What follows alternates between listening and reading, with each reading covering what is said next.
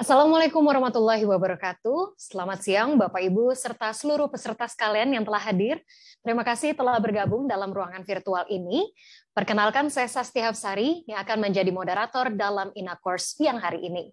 Selamat datang saya ucapkan dalam sesi Ina Course hari ini, yang mana kali ini berkolaborasi dengan Tani Hub Group untuk memberikan edukasi mengenai bagaimana memilih, menjaga kualitas, hingga memasarkan buah dan sayur. Untuk teman-teman yang baru join Ina Course adalah sebuah program reguler persembahan Ina Produk yang merupakan kelas webinar khusus pebisnis pemula dan calon entrepreneur yang ingin mengembangkan wawasan dan juga keterampilannya. Pada kesempatan ini pula kami sangat berbahagia karena kehadiran tamu-tamu spesial sebagai pembicara untuk acara hari ini. Untuk itu izinkan saya menyapa terlebih dahulu Bapak Deeng Sanyoto, Head of Tani Academy Tani Hub Group. Dan tentunya kami juga, selamat siang Pak Deeng, sehat selalu Pak. Dan kami juga ingin menyapa Mas Andi Bahtiar, Curriculum Development Lead of Tani Academy. Selamat siang Mas Andi. Selamat siang Mas Asti. Baik, dan tentunya kami juga ingin menyapa Mas Ook Suyantoko, Program Development Manager of Tani Academy. Selamat siang Mas Ook. Selamat siang, Mbak Sasti. Baik, terima kasih Mas Ook. Sebelumnya kami juga ingin berterima kasih kepada Ina Produk atas terselenggaranya Ina Course hari ini. Bagi yang belum tahu, inaproduk.com sendiri merupakan sebuah direktori produk Indonesia yang memudahkan para pelaku usaha dalam menemukan supplier, distributor, UKM, hingga pemegang merek lokal. Sehingga bisa memudahkan kita dalam pencarian barang skala kecil hingga besar, mulai dari bahan mentah hingga produk siap pakai. Ina Produk ini nantinya akan menjadi pusat pencarian produk Indonesia terlengkap yang akan memudahkan kita dalam menemukan kebutuhan produksi bisnis dan juga usaha. Untuk mengetahui lebih lengkap tentang inaproduk.com, mari kita saksikan bersama tayangan TVC berikut ini. Ini Sinta, usaha kerupuk yang dia punya sedang laris-larisnya. Dia membutuhkan pasokan bawang yang lebih banyak untuk bahan baku usahanya. Sinta mulai kesulitan menemukan pemasok bawang skala besar untuk memenuhi kebutuhan produksinya. Ini Dodi, petani bawang yang sukses di desanya. Kualitas bawangnya sangat baik. Dengan kecanggihan teknologi, ia percaya diri untuk memasarkan bawangnya ke marketplace. Namun sayang, pembeli dari marketplace tersebut tidak cukup banyak untuk menghabiskan pasokan bawang yang dia miliki. Di inaproduk.com, Sinta dan Dodi dapat bertemu dengan mudah, tanpa harus melewati makelar yang kadang menambah ongkos produksi Sinta. Ternyata, di inaproduk.com, Sinta juga bertemu dengan Adi, sang supplier plastik, yang siap melayani kebutuhan Sinta untuk packaging skala besar. Sinta juga bertemu dengan Jody, pengusaha kardus, yang dengan senang hati melayani pesanan Sinta. Inaproduk.com merupakan direktori produk Indonesia, di mana kita dengan mudah dapat menemukan supplier ataupun pemasok barang apa saja. Dari bahan material mentah hingga produk siap pakai, dari skala besar hingga satuan. Di inaproduk.com, kini Anthony dapat bertemu langsung dengan Dodi. Vincent bisa langsung bertemu dengan Sinta, dan Richard dengan mudah bertemu dengan Jody. Produk Indonesia semakin berkibar di kancah dunia. Inaproduk.com, direktori produk Indonesia. Baik, baru saja kita saksikan bersama tayangan dari Ina Produk. Jadi teman-teman di sini yang memiliki usaha atau baru ingin memulai usahanya, mulai menjadi reseller hingga dropshipper, bisa dengan mudah mendapatkan supplier-supplier langsung dari tangan pertama di inaproduk.com. Baiklah, untuk mengawali Ina Course kita hari ini, saya mengundang Bapak Deeng Sanyoto, Head of Tani Academy Tani Hub Group, untuk dapat memberikan kata sambutan. Kepada Pak Deeng, kami persilahkan. Terima kasih Mbak Sasti atas waktunya. Assalamualaikum warahmatullahi wabarakatuh.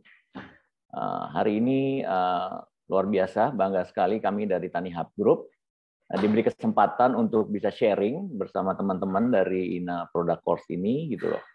Jadi kalau boleh cerita sedikit bahwa banyak yang mengira kalau disebut Tani Hub maka hubungan kita hanya selalu dengan pertanian, ya, dengan petani, pertanian dan sebagainya.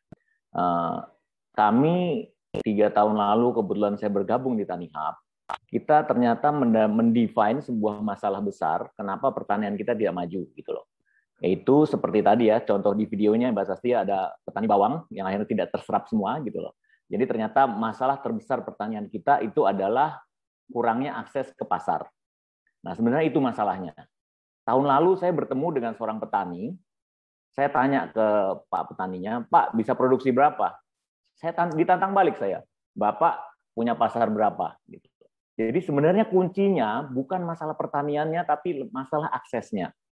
Nah, hari ini senang sekali kami bertemu dengan para UKM-UKM yang pebisnis-pebisnis yang merupakan demand atau pasar dari petani-petani kita.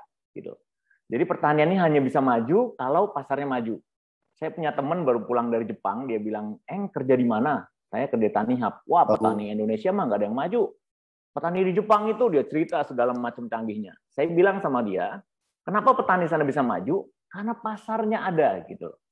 Nah, inilah sebenarnya yang kami sekarang menjadi fokus di Tanihub Group, bahwa kami ingin menciptakan pasar-pasar baru lewat UKM-UKM dengan pemberdayaan yang akan dilakukan oleh Mao dan Mas Andi nanti gitu. Dengan harapan kapasitas UKM kita semakin besar sehingga secara tidak langsung meningkatkan juga serapan ke petani kita.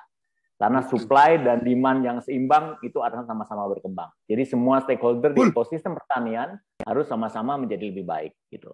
Ya, itulah sebenarnya kenapa kami senang sekali bisa bergabung di room yang terhormat ini, supaya kita sama-sama bisa bertanya, berdiskusi, gimana caranya mengembangkan industri, terutama industri demand, karena itu pada akhirnya akan meningkatkan juga industri pertanian kita secara umum.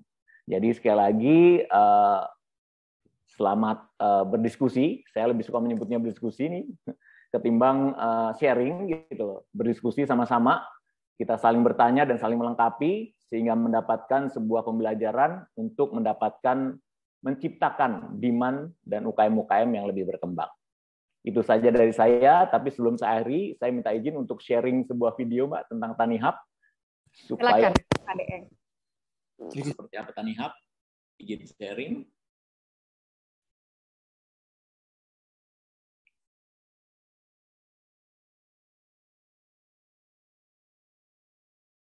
Sudah terlihat, Mbak? Sudah, Pak Deeng, silakan.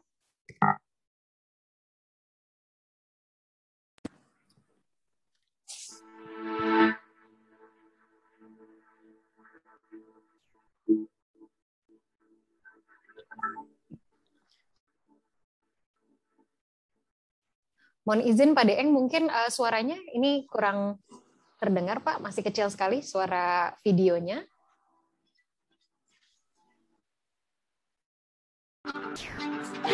Ya, baik, sudah.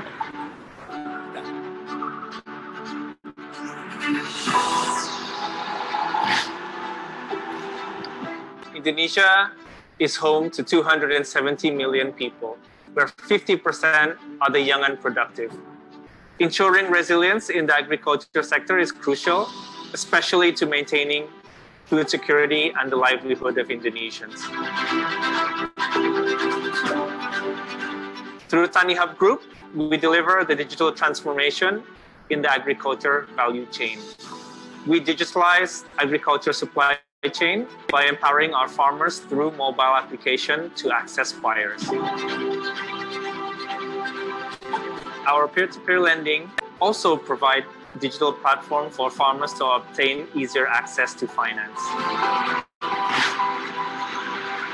As a mission-driven company, Tanihub Group is committed to prioritizing environmental sustainability and fair trade in our business. Because that's the only way we do business. That's the only way companies can survive in the long run. We want to change that.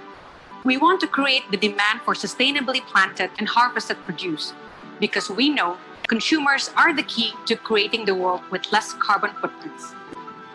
When we treat our farmers and customers fairly, we are growing the agriculture value for everyone. Innovation is not only key to survive the COVID economy, but to thrive. For us, innovation is all about improving people's lives, including farmers, our customers, and all stakeholders in between across the agricultural value chain.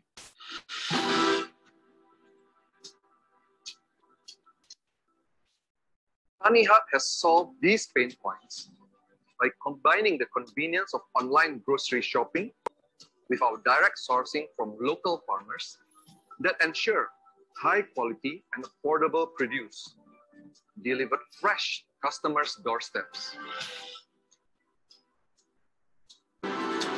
With the power of digital and creative economy, Indonesia will thrive and unlock its huge potential to become an economic powerhouse.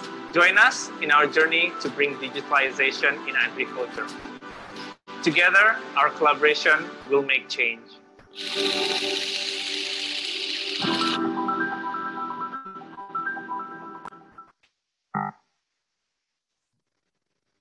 Oke, jadi kira-kira itu kalimat terakhir disampaikan oleh CEO kita, Mas Eka, together we can make a change. Gitu. Jadi ini yang kami harapkan, mari sama-sama bersama Ina Product Force ini, kita membuat perubahan untuk Indonesia yang lebih baik. Indonesia tangguh, Indonesia tumbuh, pasti bisa kita capai. Terima kasih. Assalamualaikum warahmatullahi wabarakatuh. Waalaikumsalam warahmatullahi wabarakatuh. Kami ucapkan terima kasih kepada Bapak Deeng Sanyoto, Head of Tani Academy Tani Hub Group yang telah memberikan kata sambutan dan juga tadi perkenalan terkait Tani Hub Group. Terima kasih Pak sekali lagi. Baiklah Bapak Ibu serta teman-teman peserta, kita akan segera mendengarkan paparan ataupun materi yang akan disampaikan oleh para pembicara kita yang luar biasa.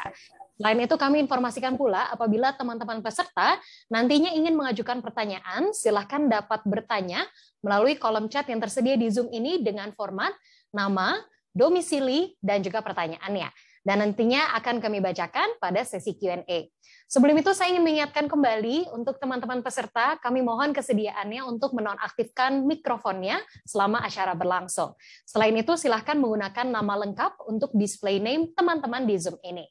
Dan apabila ingin memberikan pertanyaan ataupun tanggapan nantinya secara live, harap raise hand terlebih dahulu untuk meminta izin unmute kepada panitia. Kami juga ingin mengajak seluruh peserta untuk memfollow akun media sosial kami di tautan linktree/inaproduct.com. Baiklah Bapak Ibu serta teman-teman peserta, sepertinya sudah pada tidak sabar nih. Tadi kalau Pak DM bilang akan kita berdiskusi nih dengan teman-teman dan juga tim dari Tani Hub Group. Hari ini temanya adalah memilih dan memasarkan buah dan sayur untuk kebutuhan bisnismu. Dan luar biasa sudah hadir di tengah-tengah kita secara virtual para pembicara kita, ahli agrikultur dari Tani Academy. Untuk teman-teman peserta jangan lupa untuk mengikuti materi ini secara seksama. Karena nanti kita juga akan mengadakan kuis Kahoot Game di akhir sesi. Hadiahnya adalah voucher experience di Tani Hub. Nah, luar biasa. Jangan lupa ya, dengarkan secara sesama. Untuk mengawali materi Ina Course hari ini, saya mengundang Mas Andi Bahtiar, Curriculum Development Lead of Tani Academy untuk memberikan paparannya. Kepada Mas Andi, kami persilahkan. Ya, terima kasih banyak Mbak Sasti atas kesempatannya. Assalamualaikum warahmatullahi wabarakatuh. Salam sejahtera untuk kita semua. Selamat siang dan selamat sore untuk Bapak Ibu. Di sini tadi saya di kolom chat lihat ada yang dari Aceh sampai ke NTB juga. Di NTB mungkin sudah lebih sore ya, dan juga ada dari Sulawesi, dari Sulteng. Oke, ya. Jadi pada kesempatan kali ini seperti yang tadi sudah disampaikan di awal, temanya adalah memilih dan memasarkan sayur untuk kebutuhan bisnismu. Jadi kita akan coba sama-sama berdiskusi, sama-sama belajar dengan tema tersebut. Tapi untuk di awal, ada juga dari seorang Papua, ya artinya ini dari Sabang sampai Merauke ya Mbak Sasti, ya luar biasa sekali ya. Ini kami sangat senang sekali bisa berbagi bersama di sini, sama-sama berdiskusi. Oke, jadi pada kesempatan yang pertama ini, izinkan saya, Andi Bahtiar dari Tani Academy, Tani Hub Group, untuk bisa mengangkat satu tema terkait sayur dan buah berkualitas. Ya. Di sini jadi nanti Bapak Ibu, kita bisa sama-sama berdiskusi bagaimana sayur dan buah kita lihat dari sisi kualitasnya, dari awal produksinya hingga sampai ke pemanenan dan juga sampai ke penyimpanan. Ya, di mana sebentar, sepertinya ada sedikit miss.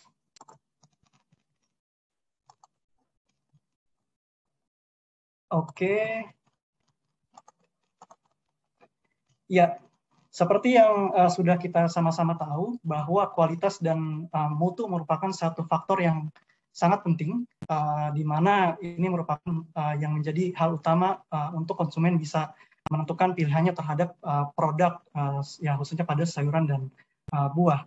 Nah, jadi berbicara terkait kualitas dan mutu, kita perlu sama-sama tahu bahwa hal tersebut ditentukan oleh beberapa faktor, di mana yang pertama adalah faktor saat proses produksinya, kemudian setelah produksi ada saat panenan, kemudian juga ada proses handling dan juga proses pasca panen, kemudian juga nanti kita akan sama-sama berdiskusi bagaimana memilih produk-produk sayur dan buah untuk bisa digunakan sebagai bahan pokok untuk produk kuliner ataupun pangan lainnya, dan juga yang terakhir bagaimana kita bisa sama-sama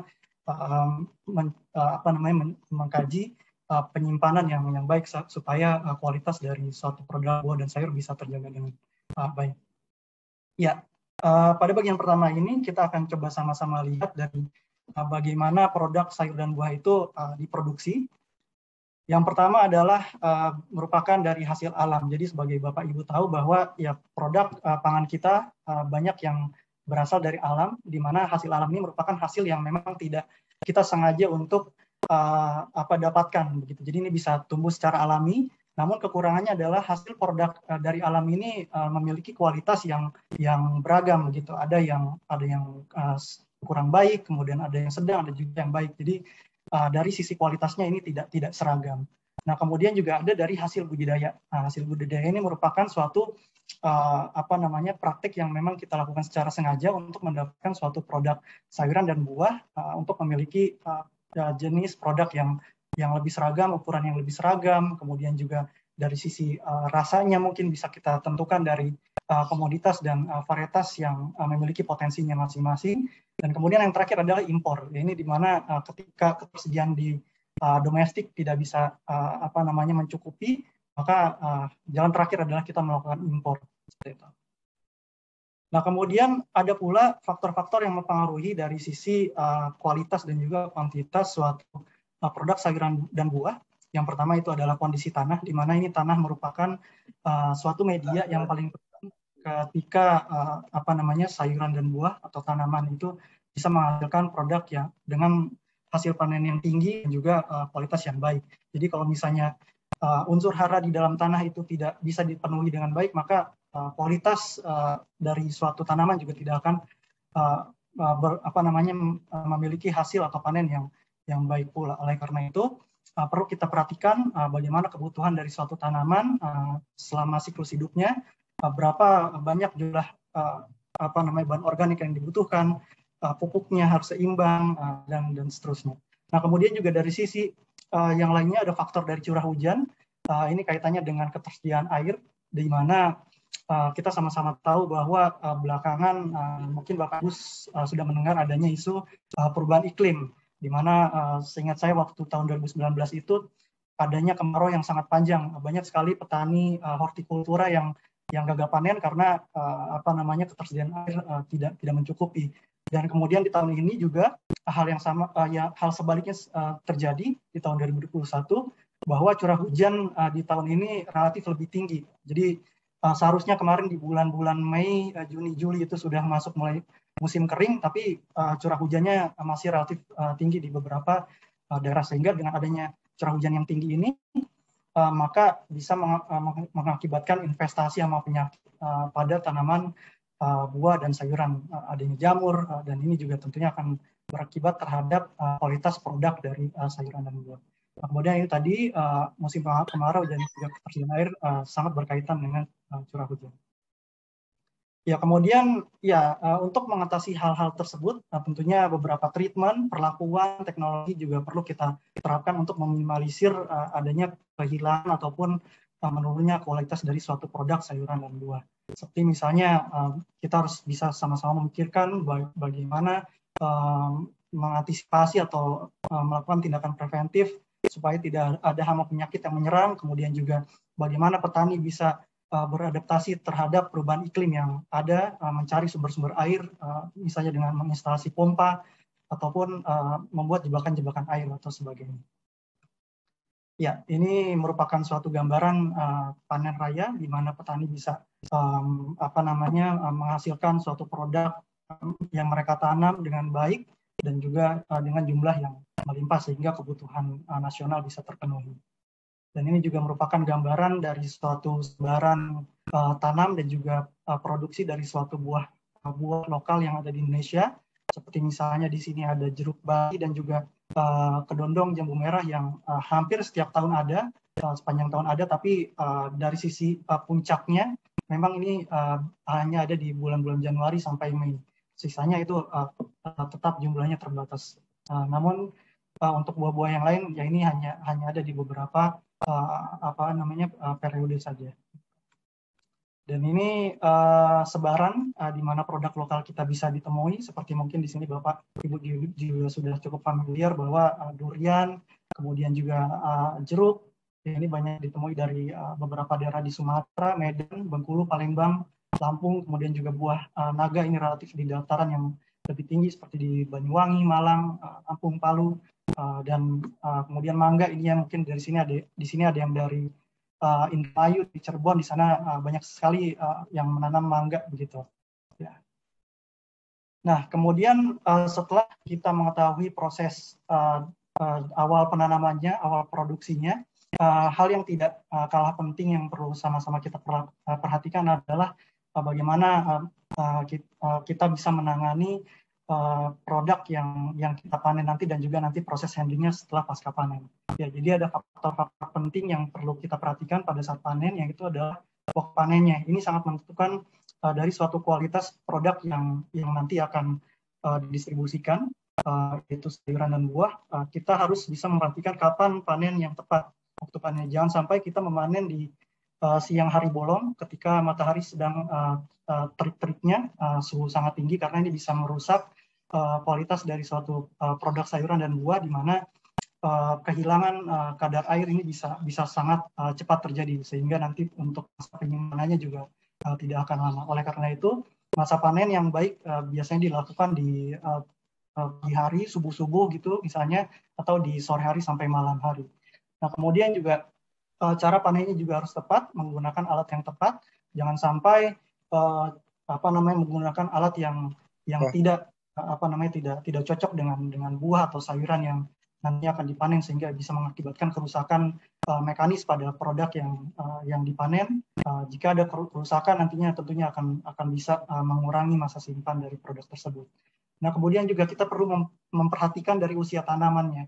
Jangan sampai kita memanen terlalu cepat ataupun terlalu tua, karena kalau misalnya kita memanen tanaman sayuran misalnya yang relatif lebih singkat umurnya dan kita memanen lebih cepat, maka laju respirasinya akan sangat tinggi, dan itu akan berpengaruh terhadap masa penyimpanan yang relatif lebih cepat pula. Tapi juga jangan terlalu tua ketika kita memanen, karena semakin lama kita memanen, maka serat-serat yang tua itu akan lebih cepat berkembang. Makanya kita harus sama-sama memperhatikan kematangan yang optimal.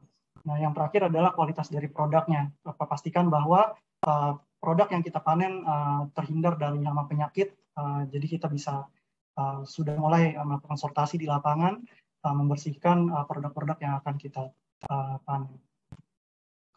Ya, selanjutnya adalah proses pasca panen setelah pemanenan, di mana ini adalah beberapa flow yang biasa terjadi di lapangan. Setelah panen ada penerimaan, kemudian juga ada pre-cooling. Ini adalah perlakuan awal setelah panen dari lapangan, kemudian juga adanya pembersihan, pemberian disinfeksi untuk sterilisasi, kemudian juga ada pengeringan, grading, sortasi. Perlakuan lain misalnya perlu diberikan edible coating supaya masa simpan lebih lama. Ada juga packaging, penyimpan hingga sampai distribusi. Ya. Pertama, ini adalah gambaran dari pre-cooling, di mana proses ini adalah biasanya dilakukan setelah panen dari lapangan, yang tujuannya adalah untuk mempertahankan respirasi supaya tidak terlalu cepat, kemudian juga menurunkan resiko serangan dari mikroorganisme yang bisa menyebabkan busuk pada badan sayuran, kemudian juga memperlambat adanya transpirasi atau kehilangan air. Jadi biasanya pre-cooling ini atau biasa disebut pendinginan adalah penyimpanan produk-produk sayuran dan buah setelah dari lapangan secara tepat sebelum bisa dilakukan pembersih. Kemudian yang selanjutnya adalah proses pembersihan, di mana proses pembersihan ini adalah proses penghilangan suatu bagian yang busuk dari tanaman, pembersihan bagian-bagian yang misalnya ada hama penyakitnya, ya sehingga produk yang nanti akan didistribusi lebih bersih dan juga lebih seragam. Dan ada dua cara pembersihan, ini adalah pembersihan secara basah atau menggunakan air, biasanya ini adalah menggunakan air yang mengalir, dan juga kemudian pembersihan secara kering, ini biasanya penyikatan, kemudian juga trimming, pemotongan bagian-bagian yang tidak diinginkan. Dan proses selanjutnya adalah pengemasan. Jadi fungsi dari pengemasan ini adalah melindungi produk dari kerusakan. Tentunya seperti yang Bapak Ibu bisa lihat pada gambar berikut adalah proses pengemasan menggunakan plastik seal atau ya plastik wrap supaya sayuran bisa lebih tahan lama. Dan juga kehilangan air juga akan diperlambat dengan pengemasan ini. Dan beberapa jenis kemasan yang mungkin biasa digunakan adalah kemasan yang fleksibel atau yang berbahan plastik atau berbahan kertas misalnya, dan juga ada yang juga berbahan kokoh seperti misalnya menggunakan box kayu ataupun yang lainnya. Nah, ini juga penggunaan jenis kemasan ini ditentukan dari bagaimana nanti produk ini bisa didistribusikan, melihat dari resiko terbentur misalnya seperti itu. Dan yang terakhir adalah proses pengangkutan, di mana proses pengangkutan ini adalah proses loading produk ke dalam truk atau mobil yang nantinya akan mengangkut, mendistribusi secara langsung, dan tentunya ini harus dilakukan dengan hati-hati jangan sampai terjadinya benturan sehingga mengakibatkan kerusakan mekanis yang nanti menyebabkan masa simpan atau kualitas dari suatu produk ini bisa menurun. Ya, pada bagian selanjutnya ini adalah bagian pemilihan produk, di mana ternyata dari BPOM itu ada suatu peraturan yang menyebutkan bahwa bahan pangan merupakan bahan yang memerlukan perlakuan khusus, di mana dalam penanganannya, karena ya bahan pangan yang sampai konsumen harus merupakan bahan pangan yang segar. Oleh karena itu ada beberapa syarat-syarat atau ciri-ciri yang bisa kita perhatikan ketika memilih bahan pangan yang segar. Ya, ini ada beberapa mungkin tips-tips untuk Bapak Ibu ketika memilih produk sayuran dan buah untuk digunakan sebagai bahan pokok untuk produk kulinernya. Pertama, tentunya memperhatikan warna. Jadi kalau misalnya warna sayuran atau buahnya terlihat pucat, tidak merona, artinya buah dan sayuran tersebut sudah tidak segar. Oleh karena itu, pastikan bahwa produk sayuran dan buah yang dipilih masih memiliki warna yang cerah dan juga merona. Kemudian juga dari sisi teksturnya dilihat fisiknya tidak layu dan juga tidak kisut. Jadi layu dan kisut ini ya bisa mengindikasikan sudah berapa lama buah dan sayuran tersebut tersimpan. Jadi semakin dia layu, semakin dia kisut, artinya kadar air di dalam buah dan sayur tersebut sudah semakin berkurang. Kemudian juga tentunya bebas dari pestisida. Bagi Bapak Ibu yang memang sangat peduli terkait dengan kesehatan, tentunya akan memilih produk-produk yang bebas dari pestisida, bahan kimia, dan untuk membedakan antara produk sayur dan buah yang bebas dari pestisida, biasanya masih ada sedikit bekas gigitan ulat seperti lubang-lubang, itu tidak apa-apa karena artinya di situ pestisida tidak menempel. Dan kemudian yang selanjutnya bisa juga diperhatikan kalau misalnya di pasar-pasar tradisional biasanya kebanyakan pilih sayuran yang belum dibersihkan, masih ada akarnya gitu. Nah, jadi kalau misalnya sayuran tersebut masih memiliki akar, artinya sayuran tersebut masih yang memiliki kadar air yang sangat baik, dan juga masa penyimpanannya bisa relatif lebih lama. Kemudian juga tentunya bisa dicium dari aromanya, apakah pada fisiknya busuk, kemudian juga apakah berbau. Nah, ini juga tentunya perlu dihindari hal tersebut. Dan yang terakhir adalah pastikan bahwa produk yang dipilih adalah produk yang organik. Ya, ini sebagai contoh bagaimana pisang dipanen, dan juga preferensi bagi Bapak Ibu mungkin memilih produk pisang ketika akan dikonsumsi atau akan diolah menjadi suatu olahan pangan. Jadi untuk tahap yang pertama ini adalah merupakan bagaimana buah pisang ini dipanen. Jadi biasanya memang pisang dipanen saat masih hijau tua seperti ini, karena nanti setelah dipanen maka hari demi hari warnanya akan terus berubah kuning sampai kecoklatan. Dan biasanya buat ibu-ibu yang mungkin masih yang biasa belanja ke pasar nih, mau disimpan beberapa hari, biasanya akan minta pisang yang mengkel begitu ya, masih agak hijau, jadi masih bisa dikonsumsi untuk beberapa hari. Tapi untuk pisang yang sudah agak kuning ini sebaiknya bisa langsung dikonsumsi dalam waktu cepat, bisa pada saat hari yang sama ataupun mungkin 2-3 hari maksimum. Ya, seperti yang mungkin Bapak Ibu di sini juga sudah sering lihat bahwa warna dari pisang ini mengindikasikan juga kandungan yang ada di dalamnya. Seperti misalnya kandungan yang sebelah kiri ini yang masih agak hijau, ini memiliki kadar gula yang masih sangat rendah sekali. Jadi ini sangat cocok untuk orang-orang yang menderita diabetes seperti itu. Kemudian juga semakin ke kanan, maka kandungan gulanya akan semakin tinggi. Ya ini kuning sempurna. Ini sangat baik untuk orang yang setelah berolahraga, setelah kehilangan banyak energi, ini sangat baik untuk bisa meningkatkan atau mengembalikan energinya kembali. Dan semakin ke kanan ini, maka kandungan glukose akan semakin tinggi dan tidak baik untuk dikonsumsi. Ya, ini sedikit rangkuman dari apa yang tadi saya sampaikan mengenai pemilihan pada produk pisang.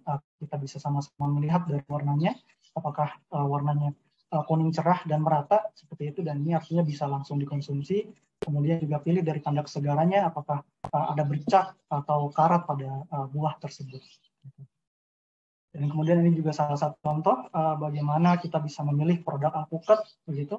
Jadi kalau di bagian atas ini adalah merupakan kualitas yang masih dalam kualitas baik, di mana di sini ada satu gambaran kalau misalnya kita mau langsung mengkonsumsi alpukat pada hari yang sama, begitu bisa dilihat dari bagian bawahnya di sini lebih kecoklatan begitu. Tapi kalau misalnya di sini masih agak kuning, artinya ini masih bisa dikonsumsi untuk besok atau beberapa hari ke depan.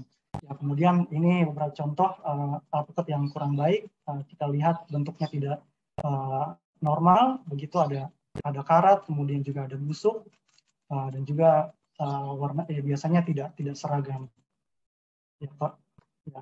Oke, selanjutnya pada produk pepaya juga sama. Di sini Bapak Ibu bisa melihat, mencium dari aromanya, pastikan bahwa tidak ada aroma busuk seperti itu dan aromanya segar. Kemudian juga dari sisi warna juga ini kurang lebih sama seperti pisang, jadi akan diawali dari warna yang hijau agak tua sampai ke agak kuningan atau kecoklatan. Kemudian juga dari sisi tekstur jangan sampai memilih semangka yang terlalu keras ataupun yang terlalu lembek, karena buah semangka ini termasuk buah yang sangat sensitif ketika dipegang seperti itu.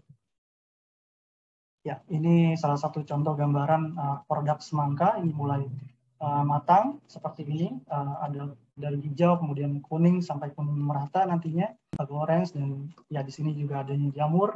Ini karena penyimpanan kurang baik dan juga kelembapan yang terlalu tinggi. Dan yang terakhir adalah bagaimana kita bisa memilih buah semangka. Ya tentunya kita ingin melihat, biasanya kalau semangka itu kita lihat dari fisiknya, memiliki warna hijau yang sempurna, begitu, tidak ada bintik hitam, tidak ada memar, bekas benturan, karat, dan juga busuk. Nah ini biasanya ibu-ibu kalau beli semangka nih, ini pengalaman ibu saya juga, biasanya kalau nyari semangka itu yang hijaunya hijau sempurna. Kadang kalau di tukang buah itu kan ada semangka yang di bagian sisi lainnya itu ada yang masih agak kekuningan pucat. Nah sebetulnya itu bukan karena busuk, bukan karena berjamur begitu, tapi itu dari sisi budidayanya saat petani. Jadi biasanya ketika kita budidaya semangka itu harusnya dibolak-balik. Nah warna hijau ini karena dia terkena intensitas cahaya matahari yang sempurna. Jadi untuk bagian yang kuning itu karena petaninya biasanya malas membalik semangka ke bagian atas gitu. Jadi itu nggak kena sinar matahari. Tapi kalau misalnya kita kupas, bagian dalam semangkanya akan tetap sama, merah merata gitu. Jadi tidak perlu khawatir kalau misalnya memilih semangka yang ada bagian di sisi lainnya agak berwarna kuning ataupun sedikit pucat. Nah, kemudian setelah tadi kita sama-sama melihat bagaimana memilih produk sayuran dan buah yang baik, kemudian ada beberapa hal yang perlu kita pertimbangkan dalam menyimpan produk tersebut agar kualitas dan mutunya bisa kita jaga. Ya, kemudian ini beberapa faktor yang perlu kita sama-sama ketahui bagaimana produk sayuran dan buah bisa menurun dari sisi kualitasnya. Ya, saya sudah banyak menyampaikan bahwa kadar air ini sangat penting karena ketika kadar air dalam sayuran dan buah hilang, maka produk tersebut akan mudah layu, kemudian mudah kisut, dan juga daya simpannya tidak akan bertahan lama. Kemudian juga pastikan produk buah tersebut juga tidak ada bekas kerusakan mekanis, adanya bekas benturan, karena ini juga akan menurunkan kualitas dari suatu produk tersebut.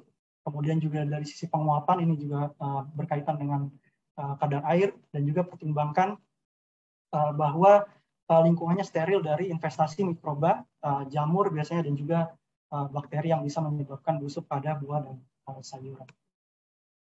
Ya, ini adalah beberapa hal untuk menjaga kualitas dari produk sayuran dan buah. Pastikan mutu awal produk saat panen melalui proses penanganan pasca panen yang baik, mulai dari tadi ada pre-cooling, kemudian juga ada pembersihan, kemudian packaging yang baik, sampai ke distribusi di pasar dan juga modern retail gitu.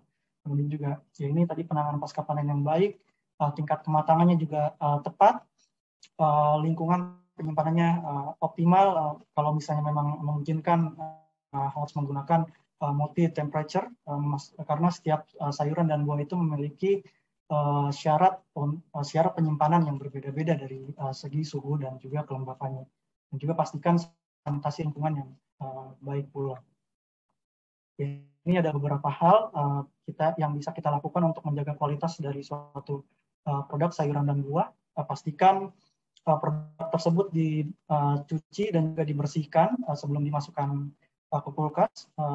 Kita buang dulu akarnya, dibersihkan, dan juga daun yang menguning. Kemudian juga gunakan wadah yang yang bersih, dari baik itu kontainer berupa plastik gitu ya, bisa Tupperware ataupun yang lainnya, dan juga bisa kita bungkus dengan kertas. Kemudian juga jangan menyimpan sayuran dan buah dalam penyimpanan yang sama. Ini bisa dipisah karena dalam satu kasus ketika dicampur nanti bisa menyebabkan sayuran yang hijau bisa berubah warnanya menjadi lebih cepat kuning. Ini lebih cepat matang seperti itu. Kemudian juga pisahkan dari produk-produk daging-dagingan yang mentah, atau dari produk unggas, telur misalnya, dan juga ikan, karena biasanya produk-produk daging unggas itu ada bakteri atau bakteri yang terkandung di dalamnya, jadi nanti bisa ada risiko untuk kontaminasi ke produk sayur dan buahnya juga. Kemudian juga pastikan tempat penyimpanannya tertutup rapih dan juga bersih, rutin untuk dibersihkan. Dan untuk umbi-umbian dan juga buah-buahan segar ini yang masih membutuhkan pematangan, ini tidak perlu disimpan ke dalam kulkas gitu, karena nanti akan menghambat proses pematangan. Jadi untuk umbi-umbian dan juga buah yang masih proses pematangan bisa disimpan di suhu ruang, misalnya seperti tadi pepaya, kemudian juga pisang yang masih hijau, itu tidak perlu dimasukkan ke dalam kulkas. Ya, kiranya itu yang dapat saya sampaikan. Kurang lebihnya mohon maaf. Mungkin nanti kita bisa sama-sama diskusi di sesi selanjutnya. Ya, kembali ke moderator Mbak Sasi. Terima kasih. Baik, terima kasih Mas Andi Bahtiar, Curriculum Development Lead of Tani Academy. Luar biasa, terima kasih Mas atas insight-nya, dan juga ini pancingan juga nih buat diskusi nanti di Q&A. Tadi ada beberapa hal yang disampaikan oleh Mas Andi. Ternyata saya juga baru tahu banyak sekali faktor yang harus diperhatikan, yang tentunya ini akan mempengaruhi hasil panen ataupun produksi dari sayur dan buah, karena berkaitan pula dengan masa simpan produk-produk tersebut. Tadi juga ini sebuah insight baru bagi saya, bahwa ternyata ada aturan atau regulasi dari BPOM yang merupakan syarat yang bisa digunakan juga nih oleh teman-teman entrepreneur yang memang menggunakan produk buah dan sayur sebagai raw materialnya untuk bisa menjadi pedoman untuk memilih produk sayur dan buah yang baik itu seperti apa. Terima kasih Mas Andi sekali lagi atas paparannya. Nanti kita akan berbincang lebih jauh lagi di Q&A. Sebelumnya saya ingin mengajak teman-teman sekalian untuk dapat bertanya nih kepada para pembicara kita yang sudah hadir di dalam Inacourse kita hari ini, silakan untuk dapat mengajukan pertanyaan Anda melalui kolom chat di Zoom ini dengan format nama, domisili, dan juga pertanyaannya. Jadi nanti boleh langsung pada saat para pembicara memaparkan, dituliskan aja, nanti baru kita akan bahas pada sesi Q&A. Baik, kita akan masuk ke dalam pembicara kita yang kedua. Saya akan mengundang Mas Ook Suyantoko, Program Development Manager of Tani Academy, untuk memberikan paparannya. Kepada Mas Ook, kami persilahkan. Oke, terima kasih Mbak Sasti. Saya izin untuk share dulu terkait materinya.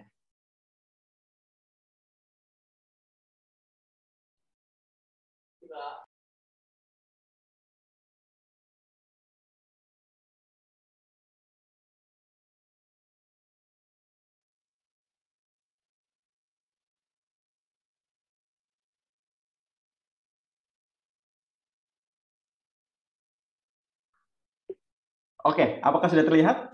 Sudah, Mas Ook, sudah ya? silakan. Iya. Oke, selamat siang semuanya, Bapak Ibu, teman-teman semuanya. Terima kasih sudah berkumpul di sini ya untuk mendengarkan pemaparan dari awal sampai nanti kita di akhir untuk bisa berdiskusi bersama gitu ya.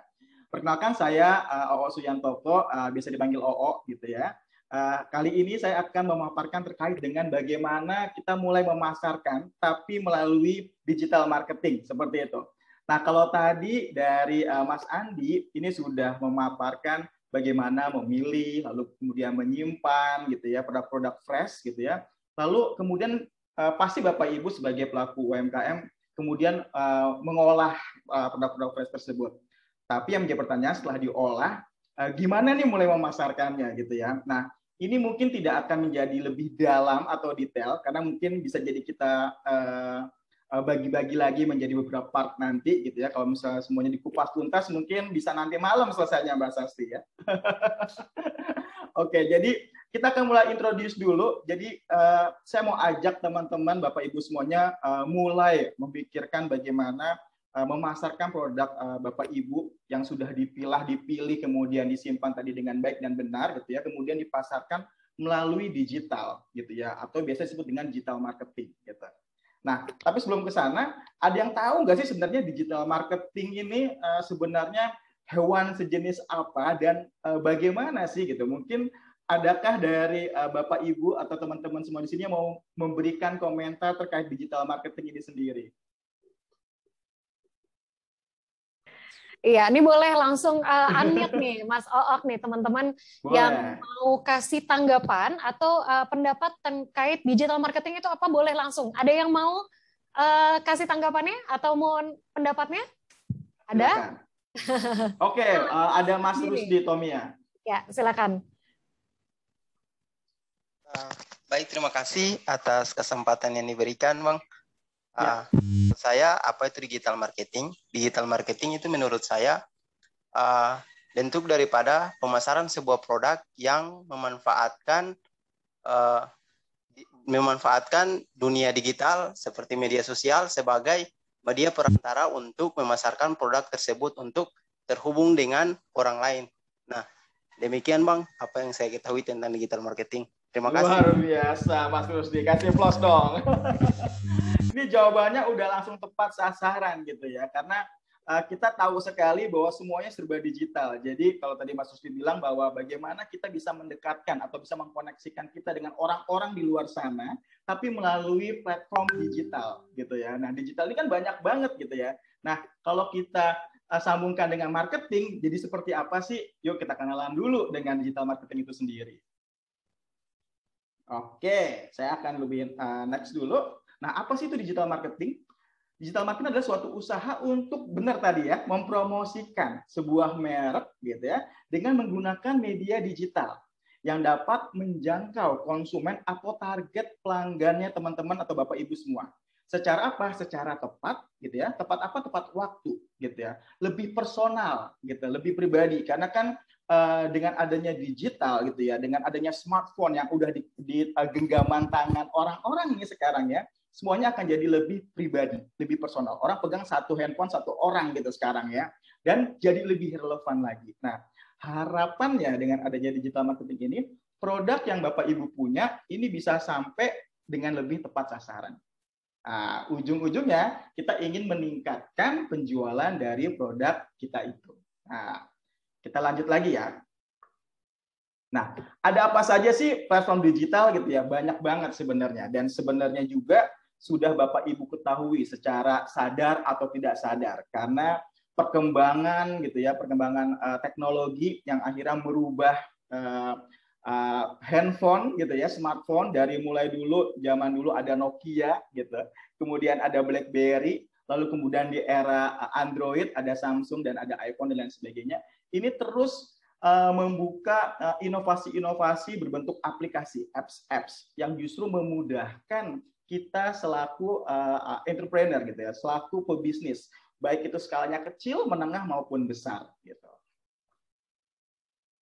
Nah, kenapa sih harus digital marketing gitu? Kita lihat dulu datanya bahwa ternyata gitu ya, pengguna internet di Indonesia kalau kita cek nih dari 2011 hingga 2021 tahun ini gitu ya, itu mengalami peningkatan yang signifikan, yang terus-menerus meningkat. Kalau dulu hanya 55 juta, sekarang udah 203. Jadi ada peningkatan sebesar 74%. Gitu ya, pengguna internet di Indonesia.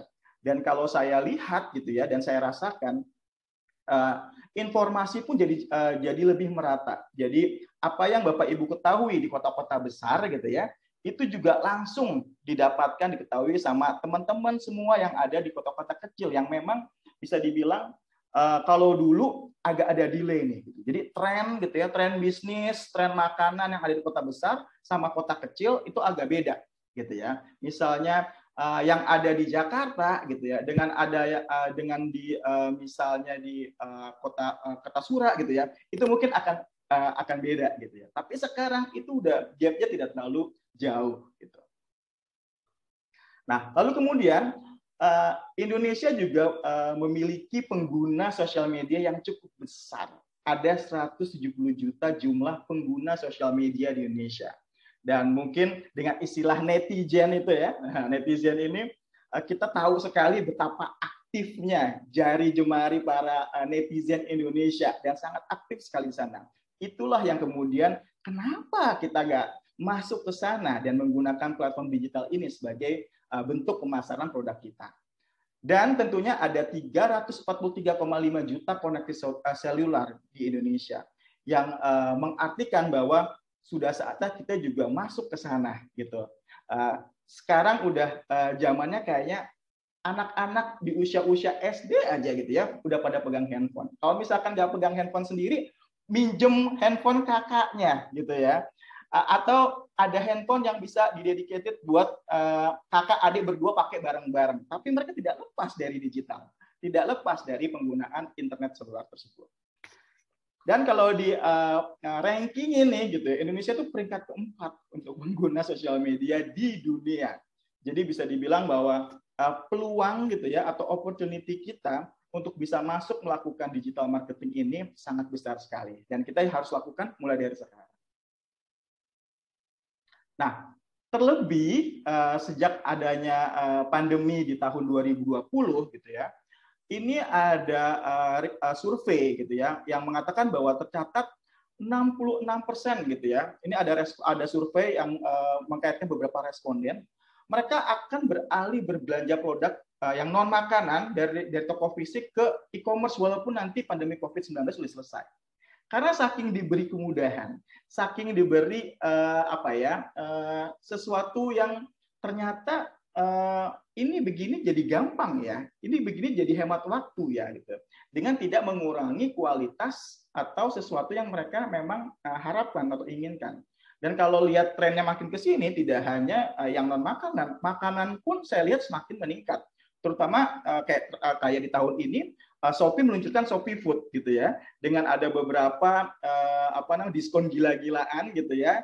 Di gerai-gerai makanan, orang berbondong-bondong untuk melakukan transaksi di sana gitu ya. Lalu kemudian 45% pelaku usaha aktif gitu ya melakukan penjualan melalui e-commerce selama pandemi. Jadi mulai shifting gitu ya. Ini dari yang tadinya offline menjadi online gitu. Dan UMKM mulai mengubah strategi pemasarannya untuk meningkatkan penjualan melalui digital atau online, dan terus beradaptasi melalui e-commerce gitu ya, ataupun marketplace yang memang sudah disediakan di apps yang memang sudah ada selama ini, dan terus bertambah dan bertumbuh. Dan bisa dilihat juga dari survei tersebut bahwa 1 dari 5 pelaku usaha yang lebih aktif menjual di e-commerce atau marketplace itu adalah pengguna baru. Jadi muncul nih gitu ya, pelaku-pelaku usaha baru yang mulai meramaikan digitalisasi ini dan merayakan era digitalisasi yang memang semuanya serba cepat ini. Dan dengan kata lain bahwa COVID-19 ini sangat mendorong UMKM konvensional untuk menggunakan e-commerce pertama kalinya. Mungkin bisa dibilang kita semua sudah tahu gitu ya e-commerce, kita sudah tahu aplikasi marketplace, kita sudah tahu jualan online gitu ya, tapi enggan mau pakai ke sana gitu. Sampai akhirnya terjadilah pandemi ini yang mau nggak mau kita harus gitu ke sana. Apalagi dengan adanya PPKM kemarin, level-levelan. Waduh, kalau sampai nggak bisa buka, terus mau makan apa? Terus usahanya gimana gitu ya? Omset ini udah ada target harusnya seminggu sekian, sebulan sekian. Nah, ini akhirnya dak-dikduk, kalau enggak kita mulai ke sana, mulai shifting ke digital tersebut. Nah, online shop gitu ya, kalau dulu gitu kita ngomongin perkembangan bisnis di Indonesia gitu ya, itu banyak sekali mulai di fashion gitu ya, aksesoris, jualan baju, gamis gitu ya, sepatu, topi dan lain sebagainya. Itu banyak sekali di awal-awal, terutama untuk yang pada saat Instagram mulai booming gitu ya, bahwa Instagram lebih banyak visual dibanding Facebook. Kalau Facebook kan lebih banyak naratif gitu ya, narasi gitu ya, cerita, pengalaman pribadi. Tapi kalau Instagram itu lebih banyak visualnya. Nah, itu muncul tuh mulai tuh bisnis tren di fashion dan aksesoris, karena orang ngelihat seneng tuh gitu ya, ngelihat baju-baju bagus, baju-baju kekinian, yang terkini gitu ya, aksesoris yang berbeda gitu ya. Dan ini juga akhirnya memunculkan tren yang namanya endorse gitu ya, di para artis-artis yang bisa dibilang artis dadakan, atau bisa dibilang saat ini adalah selebgram gitu. Nah, lalu kemudian masuk lagi ke F&B gitu ya. F&B juga terus berkembang pesat sampai ke era hobi. Apalagi di masa pandemi ini, hobi itu orang kayaknya jadi kayak musim-musiman gitu ya. Zamannya orang bercocok tanaman hias, semuanya ikutan bercocok tanaman hias gitu ya. Orang pada mulai coba lari-lari gitu ya. Itu semuanya ikutan jogging gitu ya, bikin kompetisi-kompetisi running gitu ya, lari-lari, bahkan lari virtual juga ada. Bahkan terakhir ada sepedaan gitu ya. Nah, ini yang menjadi tren bisnis perkembangan di Indonesia. Sampai akhirnya masuk ke yang macam-macam nih. Karena eranya sudah sangat dinamis gitu ya. Orang semua serba lihat trafficnya di digital, muncul macam-macam sehingga banyak sekali penawaran-penawaran yang mensupport kegiatan tersebut, seperti graphic design services gitu ya. Jadi Bapak Ibu yang pengen mencoba masuk ke era digital tapi nggak ngerti nih bikin pamflet e-pamflet gitu ya, atau e-flyer yang bagus tuh kayak gimana ya, mau nggak mau butuh graphic design gitu ya, butuh graphic design ini supaya visualnya bagus. Lalu copywriting untuk bisa nulisin cerita, narasi. Jadi udah ada postingannya, ada narasinya gitu ya. Akhirnya butuh ini. Ini akhirnya ditawarkan menjadi lini bisnis tersendiri di era-era digital ini. Kemudian tentunya ada online course seperti kita saat ini gitu ya. Karena kalau dulu untuk bisa ikut training, ikut workshop kok kayaknya mahal banget gitu ya. Harganya tuh bisa sampai minimal 500.000 gitu kayaknya, bisa sampai juta-jutaan. Tapi kalau sekarang gitu ya, dengan Bapak Ibu berbekal handphone aja gitu ya, Bapak Ibu lihat di YouTube aja, bahkan itu bisa free, bisa gratis. Jadi sangat memberikan kemudahan, terutama untuk online course ini mengakses banyak knowledge dan skill yang baru. Dan tentunya ada digital marketing itu sendiri. Karena lagi-lagi banyak yang pengennya juga instan, akhirnya banyak yang menawarkan jasa digital marketing untuk bisa mengelola pemasaran produk Bapak Ibu melalui digital secara instan. Nah, ini ada beberapa tren yang mungkin Bapak Ibu juga sudah tahu, nih teman-teman tahu. Sebelah kiri ini ada Dear Butter gitu. Kayaknya kalau Mbak Sasti udah biasa langganan nih kayaknya ya. Ini gerainya bertambah terus gitu ya. Harganya bisa dibilang nggak murah gitu ya. Tapi ini menjadi viral dan juga menjadi apa ya?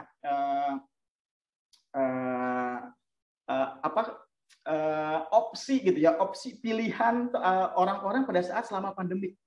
Bosen makanan itu aja, dapat sesuatu yang baru ini gitu ya. Ini ada perpaduan antara croissant gitu ya sama waffle, jadinya croffle. Nah, ini ada muncullah Dear Butter ini yang rasanya tentunya sudah disesuaikan dengan taste-nya, lidahnya orang Indonesia, orang-orang kita gitu ya.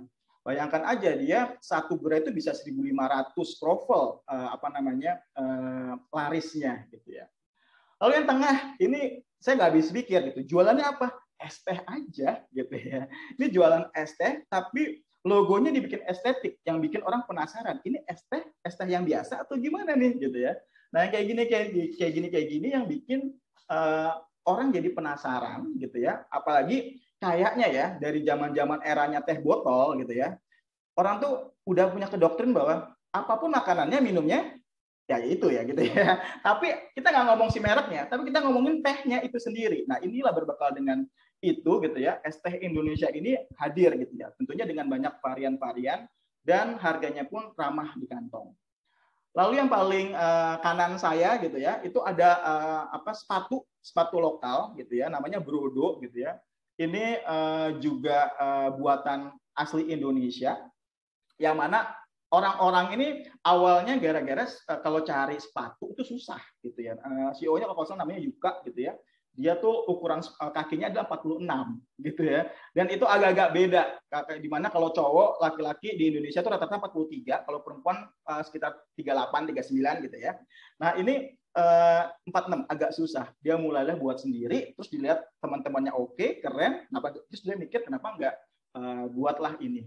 Jadi bisa dibilang ini menjadi satu lini bisnis sendiri, bahwa sepatu yang tadinya mikirnya mahal gitu ya, terus brandnya kadang suka nggak ada. Kalau lokal tuh brandnya nggak dipikirin gitu ya. Ya udah sepatu lokal, mereknya apa? Kalau zaman saya dulu Cibaduyut gitu ya, tapi nggak ada mereknya gitu ya.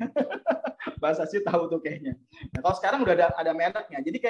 Jadi kalau pakai ada brandnya, orang juga ada pride-nya. Anak-anak muda senang. Apalagi ada juga beberapa kampanye-kampanye untuk mencintai produk buatan Indonesia lokal. Nah, itu hal-hal yang harusnya kita bisa manfaatkan di era-era ini. Nah, apa sih kelebihan dari online marketing? Tentunya adalah lebih cepat sampai kepada target pasar yang dibidik gitu ya. Kalau dulu offline kita mau menjangkau seluruh masyarakat Indonesia, terus kita kemudian mau coba klasifikasi target pasarnya kita yang mana gitu ya, usia berapa. Aduh, itu kayaknya perlu lama gitu ya, dan perlu biayanya gede. Tapi kalau ini jadi lebih cepat. Terus izin juga, kalau dulu bikin banner gitu ya, nggak usah deh, kita bikin banner yang murah-murah, kita taruh di pagar gitu ya. Ini ada tanah kosong nih, kita taruh aja di situ ya. Cobain aja seminggu kalau nggak ditanyain gitu ya. Nah, jadi intinya artinya sekarang izin-izin kayak gini lebih dimudahkan dengan adanya digital era ini. Lalu segmentasinya ya, lokasi, usia, minat dan kriteria konsumen juga jadi lebih lebih cepat, tepat sasaran. Lebih murah tentunya dan dapat menghemat biaya hingga 40%. Dan pebisnis digital marketing juga bisa 3 kali lipat lebih efektif ketimbang dari konvensional. Dan juga kalau kita ngomongin interaktif itu bisa langsung sekali, apalagi kalau kita masih skalanya kecil. Kita pegang sendiri langsung gitu ya smartphone kita gitu ya, sehingga ini memudahkan kita untuk langsung terkoneksi dengan customer kita, dengan calon pelanggannya kita, sehingga kita bisa tahu gimana kita bisa mengatur sendiri gimana cara kita menghadapi pelanggan-pelanggan dengan caranya kita, tentunya sesuai dengan produknya kita. Nah, terus digital marketing ini mahal nggak sih? Nah, ini pasti kan orang pada mikir kan, digital marketing jadinya mahal nggak ya? Terus apakah harus pakai digital marketing gitu ya? Sebenarnya kalau bisa dibilang secara keseluruhan digital marketing ini murah, ya, tapi bisa juga jadi mahal. Artinya sangat fleksibel sekali, tergantung kebutuhan Bapak Ibu semuanya. Jadi ada yang free, tapi ada juga yang berbayar. Kalau yang free, ini untuk bisa jadi jangka panjang kita, strategi jangka panjang kita. Terus kita agak susah untuk men-track siapa saja yang sudah melihat produk kita. Lalu kemudian kita juga harus bisa dibilang tuh konsisten gitu ya. Konsisten iya perlu gitu, tapi kita harus lebih benar-benar memaksimalkan konten kita gitu ya. Konten-konten yang mau kita tampilkan pada saat kita melakukan digital marketing produk kita. Lalu potensi viral juga ini bagus nih, karena viral-viral itu kan biasanya sesuatu yang seringkali itu tidak disengaja. Nah, walaupun ada juga yang disengaja gitu ya, tapi kalau kita buat secara organik, ini bisa saja viral dengan adanya mulut ke mulut, sharing langsung di-share, di-forward dan lain sebagainya. Dan tentunya karena ini free tidak mengeluarkan biaya. Nah, untuk yang ada biayanya gimana? Ini juga sangat fleksibel, bisa jangka pendek, bisa jangka panjang. Tentunya bisa di-track gitu ya, sesuai nggak dengan target pelanggan kita, usianya, jenis kelaminnya, tinggal di mana, radius berapa gitu ya. Intinya adalah sesuai dengan target market dan pastinya ada biayanya. Jadi kalau yang free itu dari nol gitu pastinya, tapi kalau yang berbayar itu dari start hanya 10.000 saja, teman-teman, Bapak Ibu sudah bisa melakukan atau memulai digital marketing. Nah, ini contoh-contoh yang mungkin bentuk gitu ya, bentuk visualnya seperti apa sih kalau kita melakukan digital marketing di smartphone gitu ya, di internet gitu ya, di dunia maya gitu ya. Ini ada di atas tuh ada Instagram gitu ya. Biasanya kalau Bapak Ibu melakukan pembayaran atau melakukan paid gitu ya, yang berbayar itu nanti akan visualnya akan seperti itu. Ada visual produknya Bapak Ibu, lalu ada tulisan shop now, buy now gitu ya. Nah, di situ. Lalu kalau Facebook juga nanti langsung kelihatan tuh kalau ada produk-produknya Bapak Ibu nanti bisa terpampang di sana, termasuk juga kalau ingin mencantumkan harganya. Atau di Google Ads gitu ya. Itu biasanya ketika kita cari, misalkan ini contoh saya coba cari sneakers gitu ya. Ini Adidas Indonesia lagi melakukan Google Ads gitu ya. Dia berbayar. Yang keluar duluan dia tuh gitu ya, yang di pertama di mesin pencarian dia duluan tuh. Atau TikTok yang sekarang memang lagi booming di generasi Z gitu ya. Kalau di awal-awal TikTok mulai gitu ya, kayaknya aduh ini mah platformnya generasi Z nih gitu ya. Anak-anak usia 21 ke bawah gitu ya. Tapi sekarang ternyata TikTok ini sudah mulai wide gitu ya, mulai fleksibel. Ternyata audiensnya, walaupun memang secara besaran memang generasi Z gitu ya, tapi sudah mulai shifting perlahan-lahan ke generasi millennials, X gitu ya, dan beberapa ada baby boomers, tapi memang sedikit sekali gitu ya. Tapi dengan kita lihat banyak sekali public figure dan beberapa orang-orang penting gitu ya masuk ke platform TikTok, ini menjadi sign buat kita juga bahwa oh ini sudah mulai banyak masyarakat atau people atau orang-orang ke arah sana. Saatnya kita bisa berjualan di sana. Nah, itu ya kurang lebih. Nah, so kita mulai yuk gitu ya. Mulai melakukan pemasaran melalui digital ini. Gimana caranya? Nah, mari kita mulai dengan 4 tahapan berikut ini dalam melakukan digital marketing.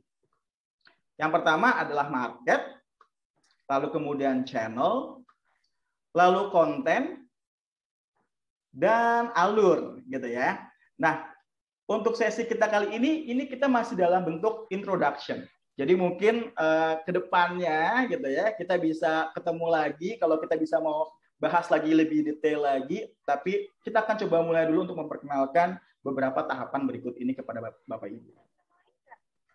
Nah, untuk market gitu ya. Nah, market ini bisa dibilang adalah target pasar atau calon pelanggan dari bisnis Bapak Ibu gitu ya. Jadi Bapak Ibu sudah coba mulai ditentukan pasar mana yang akan menjadi target Bapak Ibu, gitu ya. Middle, low, high, gitu ya, atau semuanya, gitu ya, atau seperti apa. usianya, gitu tadi, jenis kelaminnya, gitu ya, di daerah mana, gitu ya, terus pekerjakah, ibu rumah tanggakah, gitu ya. Nah itu yang perlu harus ditentukan.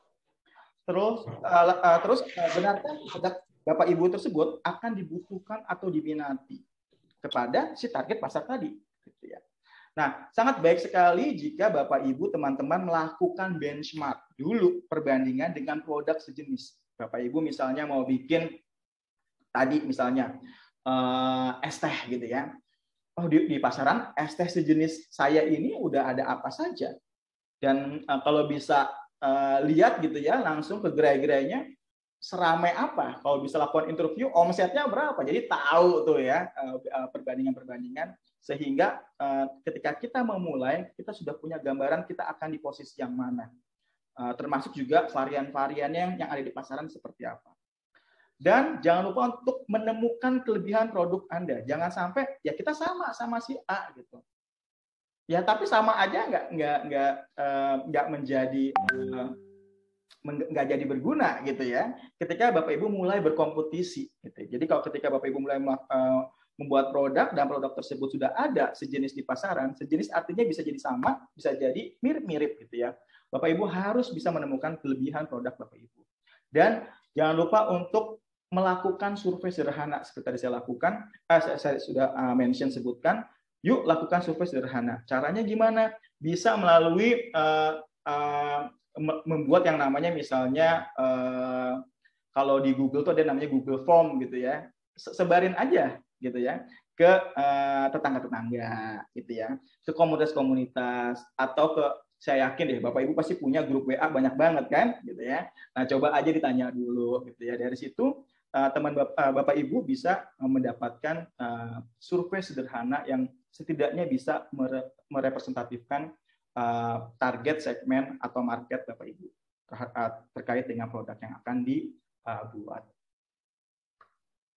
Nah, yang penting adalah selalu melakukan improvement. Jadi ketika Bapak Ibu melakukan launching pertama produknya gitu ya, lalu kemudian ternyata kok nggak terlalu laku gitu ya. Nah, itu yang harus terus dicari gitu ya. Feedback sebenarnya dari pelanggan itu apa? Jadi saya selalu dulu menekankan ketika ada keluhan dari customer gitu ya, ketika ada komplain dari customer, kita harusnya nggak boleh marah. Karena kita berarti senang, kita harus senang sekali gitu ya, bahwa ternyata ada input, ada masukan. Nah, masukan itu yang harus kita kumpulin. Kalau bentuknya berulang dan terus-menerus, ini yang berarti harus kita menjadi fokus. Tapi kalau hanya anomali satu persatu, bisa jadi itu karena orangnya atau ada hal-hal lain gitu ya yang menyebabkan hal tersebut, ketidaksengajaan dan lain sebagainya. Nah, itulah Bapak Ibu harus terus melakukan improvement terhadap produknya dan juga strategi marketing Bapak Ibu. Nah, melakukan di awal seperti apa sih untuk kita cek ombak dulu? Ini bisa melakukan di Google. Ketik aja trends.google.com gitu ya. Bapak Ibu bisa mulai coba misalnya nih gitu ya. Bapak Ibu mau jual salad buah gitu ya. Tapi juga galau pengen buat asinan. Nah, coba jadi cek gitu ya. Itu di gambar yang warna biru itu ada enter a search term or topic gitu ya. Ketik aja di situ salad buah gitu ya. Nanti akan muncul tuh dan kita bisa membedakan, mengcompare gitu ya, membandingkan dengan si asinan. Nah, coba kita lihat di tahun lalu dan di bulan ini gitu ya. Ini tren orang nyari salad buah di Google, di dunia maya, di digital, itu lebih tinggi nggak sih dengan asinan? Nah, itu kalau Bapak Ibu lihat warna biru itu adalah salad buah, yang warna merah adalah asinan. Nah, itu bisa lihat ternyata salad buah lebih trennya agak lebih di atas nih dibanding asinan. Bahkan di bulan-bulan Maret gitu ya atau April itu trennya sangat tinggi sekali. Nah, kita juga bahkan bisa lihat untuk persebaran di demografi lokasi. Orang-orang yang memang interest mencari salad buah. Oh, itu ada di mana sih? Oh, di Sulawesi Tengah, di Aceh, Sulawesi Selatan, Kalimantan Utara, sama Bangka Belitung. Nah, ya kayak gitu. Kalau misalkan Bapak Ibu ingin mengepakkan sayapnya lebih nasional, ini kebantu sekali. Atau sekedar Bapak Ibu, oh saya sekarang ada di mana nih? Oh saya sekarang tinggal di Magelang gitu ya. Oh coba masuk nggak ya gitu ya di Jawa Tengah. Oh ternyata nggak ada di sini. Jangan-jangan mungkin memang agak kurang nih peminatnya. Gitu ya.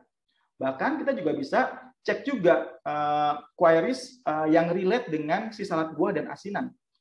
Jadi kata-kata atau kalimat-kalimat yang sering muncul dalam Google Search tersebut, gitu ya. Seperti kalau di sini ada ibu hamil makan salad buah, resep salad buah untuk jualan, wadah salad buah. Nah, ini bisa jadi apa ya? Pertimbangan Bapak Ibu dalam membuat produknya. Nah, lalu bagaimana dengan channel? Nah, kalau kita lihat dari the world's most used social platform, gitu ya. Ini nomor 1 di Juli 2021 itu diduduki oleh Facebook.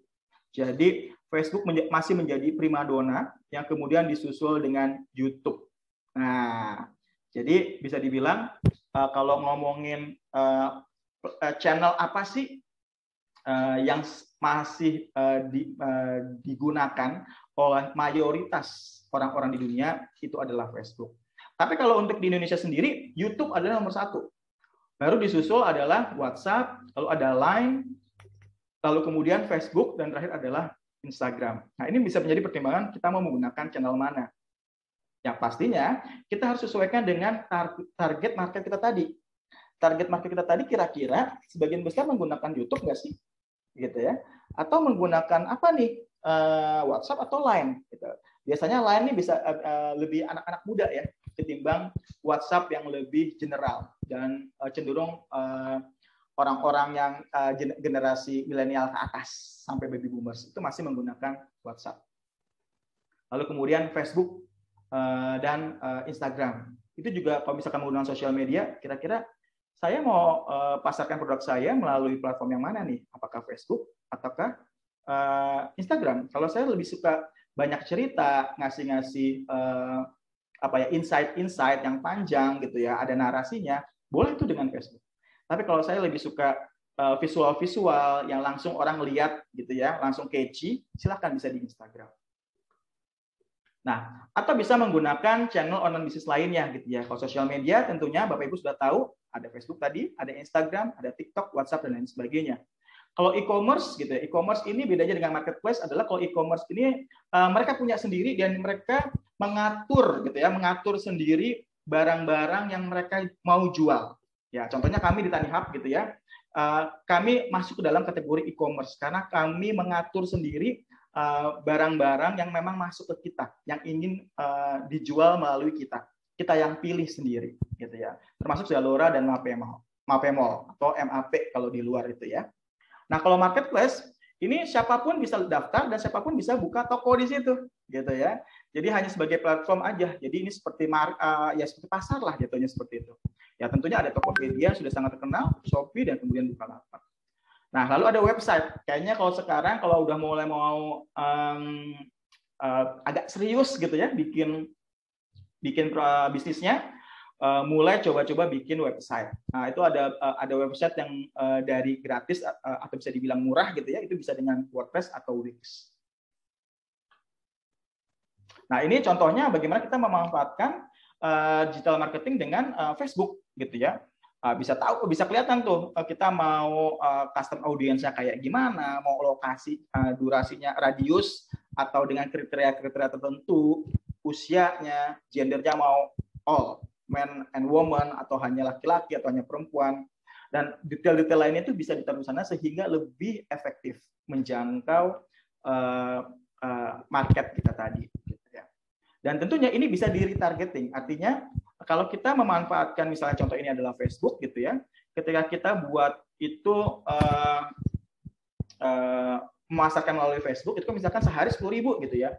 Nah, itu selesai, kita bisa repeat lagi, 10.000 lagi gitu ya. Nah, ini artinya kita bisa retargeting. Dan kalau misalkan nggak sesuai, kita bisa ganti lagi sesuai dengan apa yang kita mau.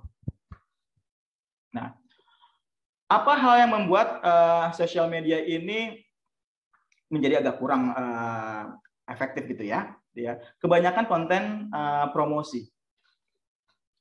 Jadi, bisa dibilang sekarang orang-orang nggak terlalu suka sekali dengan yang hard selling gitu ya.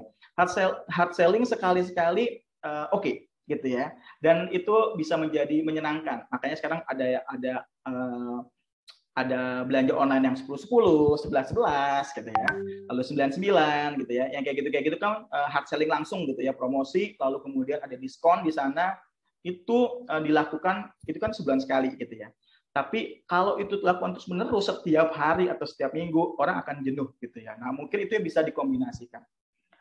Dan ada beberapa konten yang mungkin tidak sesuai dengan kebutuhan calon konsumen.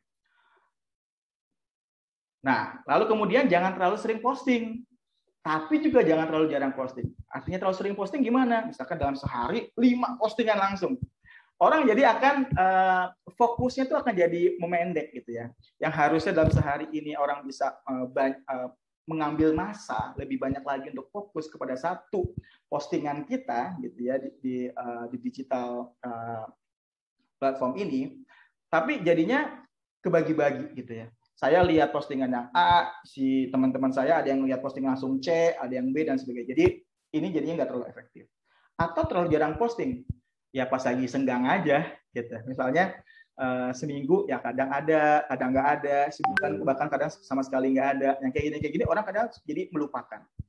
Lalu kemudian sering pakai jargon atau istilah-istilah yang orang-orang nggak tahu, nggak ngerti, nggak sesuai dengan si segmen target pasarnya tadi. Dan tidak mau menjawab pesan atau komentar. Nah, karena ini digital ini sudah mendekatkan yang jauh harusnya gitu ya. Customer pasti pengennya lebih cepat direspon, ada komentar, yang kayak gini itu perlu kita lakukan sehingga kegiatan digital marketing kita menjadi lebih efektif. Lalu konten, kalau sudah tadi dapat channelnya, lalu kemudian kita bikin kontennya.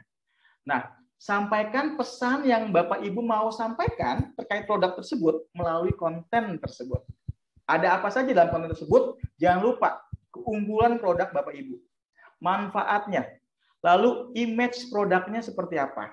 Nah, kalau bisa buat cerita atau narasi yang dekat sekali dengan target pelanggan Bapak Ibu yang terjadi di sekitar mereka. Nah, dengan begitu mereka akan jadi punya engage gitu ya dengan produknya Bapak Ibu.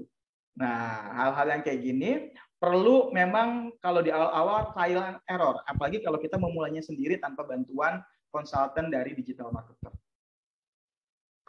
Nah, ini contoh gitu ya, ada donat kentang gitu ya, ya memang langsung kelihatan gitu ya, gambarnya orang makan kentang, tapi ada narasinya gitu tentang kebahagiaan, tentang happiness gitu ya.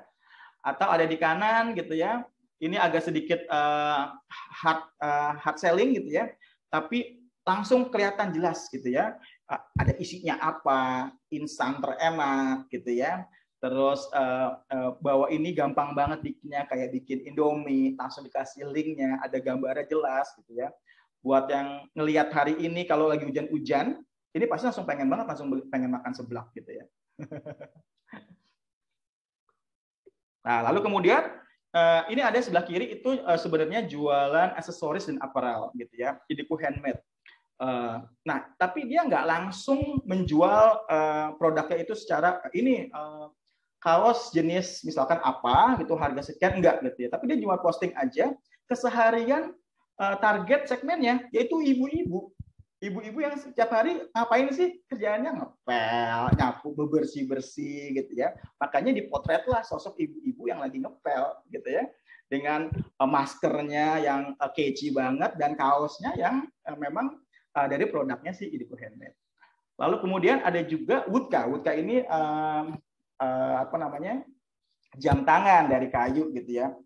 Kelihatan banget nggak sih jam tangannya? Enggak kan? Orang jauh banget gitu ya. Kalau pengen tahu jam tangannya kayak apa nggak terlalu jelas gitu ya. Tapi di sini ngeliatin sosok perempuannya yang trendy gitu ya, yang gaya dengan interior kamarnya yang bisa dibilang estetik. Nah, ini mengedepankan image dari produknya itu sendiri.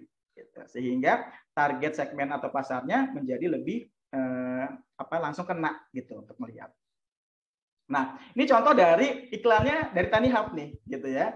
Yang tentunya lebih light, lebih lucu, gitu ya. Tapi orang jadi tahu gitu ya Tanihub seperti apa. Kita lihat sama-sama yuk. Bahan segarku habis. Mau belanja keluar rumah, seret, ribet lagi. Belanja aja bahan segar untuk kebutuhan masakanmu lewat Tanihub. Jadi makin gampang. Mangga, cesip aja. Ini. Ayam, telur, ada dong, Mak. Yang ini.